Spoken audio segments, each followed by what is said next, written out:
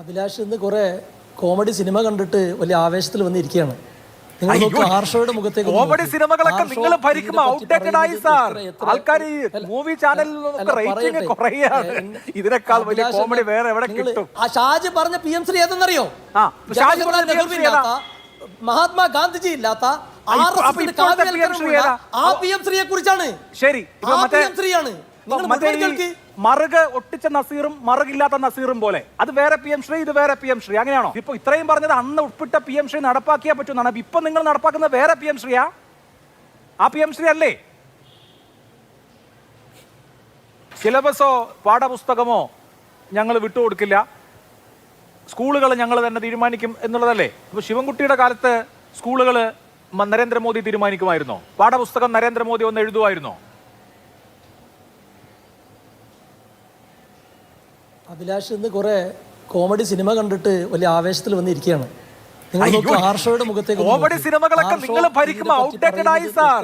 ആൾക്കാർ ഈ മൂവി ചാനലിൽ റേറ്റിംഗ് കുറയാണ്. ഇതിനേക്കാൾ വലിയ കോമഡി വേറെ എവിടെ കിട്ടും? നിങ്ങൾ എന്നെ പറയാ, ഒരു മിനിറ്റെങ്കിലും എനിക്കൊന്ന് സമയം തരണ്ടേ? അതായത് ആർഷോ ഇരിക്കുന്നത്, ആർഷോക്ക് അതിന്റെ ഒരു ഇവിടുന്ന് ന്യായീകരിക്കാനും നാണം ആർഷോയുടെ മുഖത്തുണ്ട്.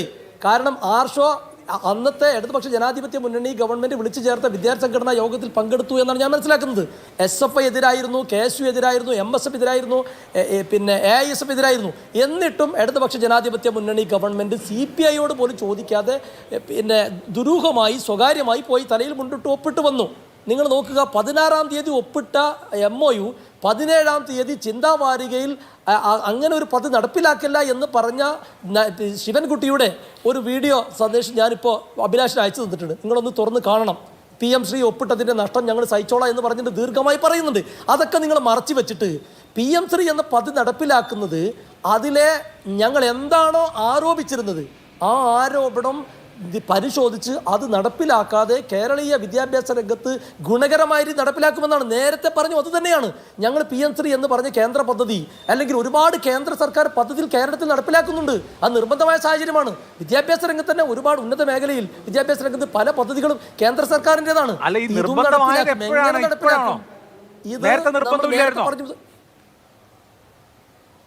ഞങ്ങൾ ഇടുമ്പോ മാത്രം സ്റ്റാൻഡാണ്. എവിടെയാണ് ഞങ്ങൾ നിലപാട് മാറ്റിയത്? ഇരിക്കുമ്പോ അത് നടപ്പാക്കുമ്പോ അത് നിർബന്ധം അല്ല. അന്നും ഇന്നും ഒരേ വാചകമാണ്, ഒരേ വാദമാണ്. നിങ്ങൾ അഭിലാഷ് എന്തടിസ്ഥാനത്തിലാണ് ഞങ്ങൾ ഒരേ വാദമാണ്, പ്രവൃത്തി മാത്രമാണ്. അതൊന്നും അഭിലാഷ് ഒന്ന് പറഞ്ഞാട്ടെ. അല്ലല്ല, അഭിലാഷ് ഇന്ന് ഇൻട്രോ മുതൽ ഞങ്ങളോട് ന്യായീകരിക്കാൻ പറയാണ്. ഞാൻ ചോദിക്കും, ന്യായീകരിക്കണ്ട. ഞങ്ങൾ അന്ന് പറഞ്ഞതും പറ്റാത്ത കാര്യമാണെന്ന് എനിക്കറിയാം. സ്നേഹമുണ്ട് രണ്ടുപേരോടും. ന്യായീകരിക്കാൻ പറ്റാത്ത കാര്യമാണെന്ന് എനിക്കറിയാം. I do agree. അല്ലല്ല, നിങ്ങൾ ഞാനിവിടെ ഇരിക്കുന്നത് കണ്ടോ, നല്ല ചിരിച്ച് പ്രസന്ന ഇരിക്കുന്നതുകൊണ്ട് അറിയോ, നിങ്ങളോടും മലയാളികളോടും ഞങ്ങൾക്ക് അന്തസ്സോടെ പറയാൻ കഴിയും. ആ അന്ന് വിമർശിച്ചതും ഇന്ന് പറയുന്നത് ഒരേ കാര്യമാണ്. PM ശ്രീ എന്ന പദ്ധതിയിലെ കാവ്യവൽക്കരണം നടപ്പിലാക്കാൻ അനുവദിക്കില്ല. കേരളീയ വിദ്യാഭ്യാസത്തിന് പുരോഗതിയുടെ പാതയിലേക്ക് കൊണ്ടുവരുന്ന കേന്ദ്ര സർക്കാരിന്റെ പദ്ധതിയാണെങ്കിൽ അത് നടപ്പിലാക്കേണ്ട നിർബന്ധിത സാഹചര്യമുണ്ടെങ്കിൽ ഇടതുപക്ഷ ജനാധിപത്യ മുന്നണി ആ കെണിയിൽ കേരളത്തെ കൊണ്ടുപോയി വെച്ചിട്ടുണ്ടെങ്കിൽ അത് മുന്നോട്ട് കൊണ്ടുപോകേണ്ട സാഹചര്യം എങ്ങനെ നടപ്പിലാക്കുമെന്ന് ഒറ്റ ചോദ്യം. ഇപ്പൊ താങ്കൾ ആദ്യം പറഞ്ഞ കാര്യങ്ങളോടൊക്കെ ഞാൻ യോജിക്കുകയാണ്. ഏത് മന്ത്രിസഭയെ അറിയാതെ തലയിൽ മുണ്ടിട്ട് പോയി ഒപ്പിട്ട MOU ആണ്. മന്ത്രിസഭാംഗങ്ങൾ അറിഞ്ഞില്ല, ഇടതുമുന്നണിയിലെ പ്രധാനപ്പെട്ട ഘടകകക്ഷിയായ CPI അറിഞ്ഞില്ല, മറ്റ് ഘടകകക്ഷി അറിഞ്ഞില്ല, മന്ത്രിമാരാരും അറിഞ്ഞില്ല.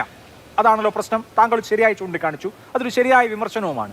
അങ്ങനെ മന്ത്രിസഭ പോലും അറിയാതെ ഒരു വകുപ്പ് സെക്രട്ടറി ഒപ്പിട്ട MOU അത് ഞങ്ങൾ നടപ്പാക്കിയേ തീരുമെന്ന നിർബന്ധ ബുദ്ധി എന്താ? അങ്ങനെ യഥാർത്ഥത്തിലുള്ളൊരു ഡ്യൂ പ്രോസസ്സ് നടക്കാതെ വന്ന MOU ആയതുകൊണ്ട് ഞങ്ങൾ അതിനെ വില വെക്കുന്നില്ല എന്നൊരു നിലപാടെടുക്കാലോ പറ്റുമോ? അല്ല അഭിലാഷ്, നിങ്ങൾക്ക് ഈ രാജ്യത്തെ നിയമ സംവിധാനത്തെ കുറിച്ച് എന്നേക്കാളും ബോധമുണ്ടെന്ന് ഞാൻ വിശ്വസിക്കുന്നത്.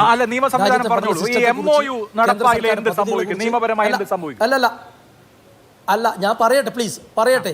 ഇപ്പോ നേരത്തെ ആർഷോ തന്നെ പറഞ്ഞു, ഒരു പ്രത്യേക സാഹചര്യത്തിൽ സമ്മർദ്ദത്തിന്റെ ഫലമായി ഒപ്പുവെക്കേണ്ടി വന്നു. അതായത് കേന്ദ്ര സർക്കാർ പല വിഷയത്തിലും കേരളത്തെ സമ്മർദ്ദത്തിലാക്കുന്നു.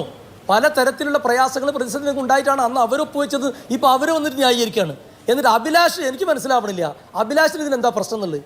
ഇതിൽ ഞങ്ങളെന്ന് പറഞ്ഞിട്ടുള്ള പ്രശ്നം കാവ്യവൽക്കരണം, ചരിത്രത്തെ വളച്ചൊടിക്കുന്ന രീതിയിൽ പിന്നെ പാഠപുസ്തകങ്ങൾ, അതുപോലെ സ്കൂളുകളെ തെരഞ്ഞെടുക്കുന്നതിലെ പ്രശ്നം. ഇത് അന്ന് തന്നെ പ്രതിപക്ഷത്തിരിക്കുമ്പോൾ ഞങ്ങളുടെ നേതാക്കൾ ഉൾപ്പെടെ പറഞ്ഞത് നിങ്ങളുടെ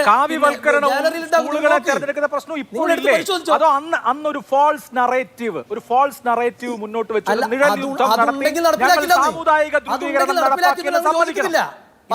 പറയരുത്.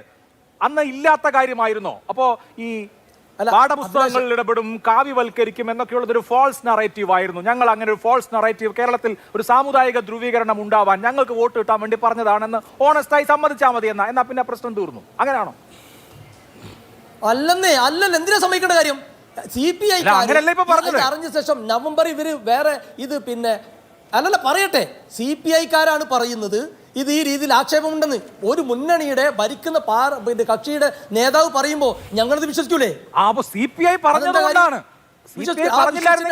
ഞങ്ങൾ ആശങ്ക പങ്കുവെച്ചു. നിങ്ങൾ അന്ന് കുഞ്ഞാലിക്കുട്ടി സാഹിബ് പറയുന്നുണ്ട് നിങ്ങൾ നെഗോഷിയേഷൻ നടത്ത്, നിങ്ങൾ ആ നടത്തിയതിന് ശേഷം നടപ്പിലാക്കി ഞങ്ങൾ നിങ്ങളെ സപ്പോർട്ട് ചെയ്യുമെന്ന് അന്ന് പറയുന്നുണ്ട്. അഭിലാഷ് ഇന്ന് വന്ന് ഒരു കാരണവശാലും നടപ്പാക്കാൻ അനുവദിക്കില്ല എന്നുള്ളതായിരുന്നു കുഞ്ഞാലിക്കുട്ടിയുടെ നിലപാട്. ഏതെങ്കിലും തരത്തിൽ ഫണ്ട് വേണമെങ്കിൽ അത് നേടേണ്ടത് നിയമപരമായാണ്. ഈ 1000 കോടിക്ക് വേണ്ടി അല്ലെങ്കിൽ ഈ പണത്തിന് വേണ്ടി നമ്മുടെ ആത്മാഭിമാനം പണയം വെക്കാമോ എന്നാണ് കുഞ്ഞാലിക്കുട്ടി ചോദിച്ചതെന്നാണെന്നേ ഞാൻ കേട്ടതല്ലേ. അങ്ങനെ തന്നെയാ പറഞ്ഞത്. ഇന്നും അതേ സ്റ്റാൻഡാണ്. ആത്മാഭിമാനം പണയപ്പെടുത്തിക്കൊണ്ട്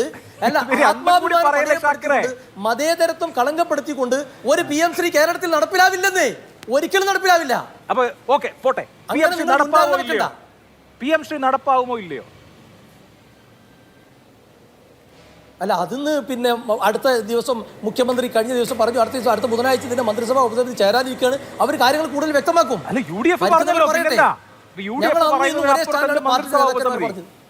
UDF പറഞ്ഞില്ലേ? ഇന്ന് UDF അല്ലേ വാർത്താ സമ്മേളനം നടത്തി, UDF യോഗം ചേർന്നിട്ടല്ലേ അടൂർ പ്രകാശ് പറഞ്ഞത്? അല്ല, UDF-ന്റെ സ്റ്റാൻഡ് UDF-ന്റെ കൺവീനർ പറഞ്ഞ അത് തന്നെയാണെങ്കിൽ സംശയം എന്നോട് ചോദിച്ചിട്ട് കാര്യമില്ലല്ലോ, പറഞ്ഞല്ലോ. നമ്മൾ എന്തിനായിരുന്നു അടുത്ത ആഴ്ച മന്ത്രിസഭ ചേരും എന്നൊക്കെ പറഞ്ഞിട്ട് എന്താ കാര്യം? UDF പറഞ്ഞു, തീരുമാനിച്ചു, PM ശ്രീ നടപ്പാക്കാണ്. കൺവീനർ പറയുന്നുണ്ട് PM ശ്രീ. അതെ, ഞാൻ നിങ്ങളോട് വളരെ ബഹുമാനത്തോടു കൂടി പറയട്ടെ, ഈ ചർച്ച കാണുന്ന ആളുകൾക്ക് ഇതിന്റെ നിജസ്ഥിതി മനസ്സിലാവണം. നേരത്തെ ഇന്ന് മാത്രം ഈ വാർത്ത കേൾക്കുന്ന ആളുകളല്ല മലയാളികൾ.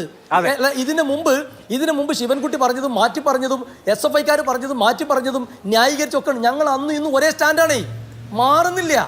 അഭിലാഷ് ഇത് വലിയ സന്തോഷത്തിൽ വന്നിരുന്ന് സിനിമയുടെ കോമഡി കഥകൾ പറഞ്ഞ് ഞങ്ങളോട് ന്യായീകരിക്കാൻ പറയാണ്. തന്നെ ഇരിക്കും നോക്ക്, വലിയ സാധാരണ ഇങ്ങനെ അല്ലല്ലോ. ഞാൻ ഇരിക്കണ നോക്ക്, എന്തുകൊണ്ടാണ് നമുക്ക് അഭിമാനത്തോടു കൂടി ജനങ്ങളോട് പറയാൻ കഴിയും അന്നും ഇന്നും ഒരേ സ്റ്റാൻഡാണ്, മാറ്റില്ല.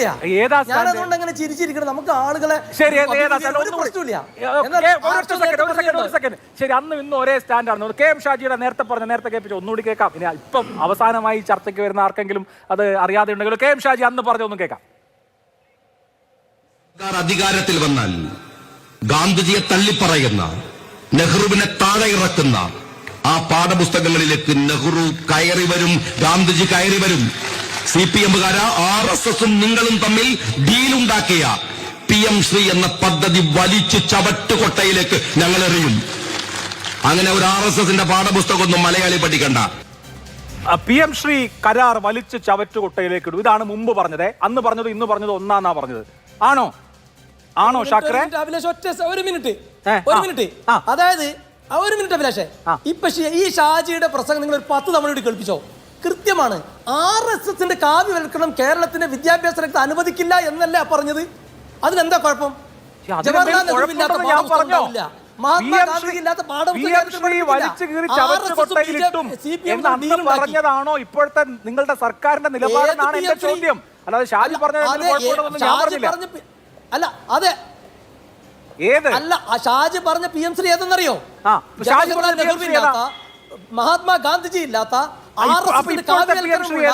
PM ശ്രീയെ കുറിച്ചാണ്. ശരി, ശ്രീയാണ് മറുക് ഒട്ടിച്ച നസീറും മറുകില്ലാത്ത നസീറും പോലെ അത് വേറെ PM ശ്രീ, ഇത് വേറെ PM ശ്രീ, അങ്ങനെയാണോ? അല്ലെന്നേ, പിന്നെ ഷാജി തന്നെ കൃത്യമായി പറയുന്നുണ്ട്. അതേക്കുറിച്ചാണ് ഞാൻ ചോദിച്ചത്. അപ്പോൾ PMC ചവിട്ടുകൊണ്ടിടണ്ടേ? അല്ല, അതായത് RSSന്റെ കാവ്യവൽക്കരണം ഇല്ലാത്ത ജവഹർലാൽ നെഹ്റു മഹാത്മാഗാന്ധിയെ പഠിപ്പിക്കുന്ന പാഠപുസ്തകം കേരളത്തിൽ PMC വഴി നടപ്പിലാക്കും. അങ്ങനെയാണെങ്കിൽ എല്ലാവരുടെ കാവ്യവൽക്കരണം അപ്പോ അദ്ദേഹം പറഞ്ഞു തോന്നുന്നു. അഭിലാഷിന് മനസ്സിലായിട്ടില്ലേ? എനിക്ക് മനസ്സിലായി, താങ്കൾക്ക് മനസ്സിലായില്ലെന്ന് എനിക്ക്. ജവഹർലാൽ നെഹ്റുവില്ലാത്ത എനിക്കും മനസ്സിലായി, താങ്കൾക്ക് മനസ്സിലായി, ഇത് കേൾക്കുന്ന ആളുകൾക്ക് മനസ്സിലായി. അതിന് മനസ്സിലാകാത്തതിന്റെ ഒന്നും എല്ലാവർക്കും മനസ്സിലായി. ഷാജി പറഞ്ഞ PMC ഏതാണ്? RSSും CPM തമ്മിൽ തലയിൽ മുണ്ടിട്ട് 10-ാം തീയതി അമിത്ഷായെ കണ്ട് ഡീലുണ്ടല്ലോ, കേസിന്റെ അടിസ്ഥാനത്തിൽ ഉണ്ടാക്കിയ ഡീലാണ് എന്ന് സ്വാഭാവികമായ സംശയം ഉണ്ടായിരുന്നു. ഇതിപ്പോ ഇത്രയും പറഞ്ഞത് അന്ന് ഉൾപ്പെട്ട PMC നടപ്പാക്കിയാ പറ്റുമെന്നാണ്. ഇപ്പൊ നിങ്ങൾ നടപ്പാക്കുന്നത് വേറെ PMC-യാ? ആ PMC അല്ലേ? അല്ല, അന്നും ഇന്നും ഒരേ വാദമാണ് അഭിലാഷേ. ഇതിന് നമ്മൾ UDF കൺവീനർ പ്രസ്താവന വന്നിട്ടുള്ളൂ. ഈ PMC എങ്ങനെ നടപ്പിലാക്കുമെന്ന് ഗവൺമെന്റ് തീരുമാനിച്ചിട്ടില്ല. ആ തീരുമാനം ഇരിക്കുന്നേ ഉള്ളൂ അല്ലേ? ഓക്കെ.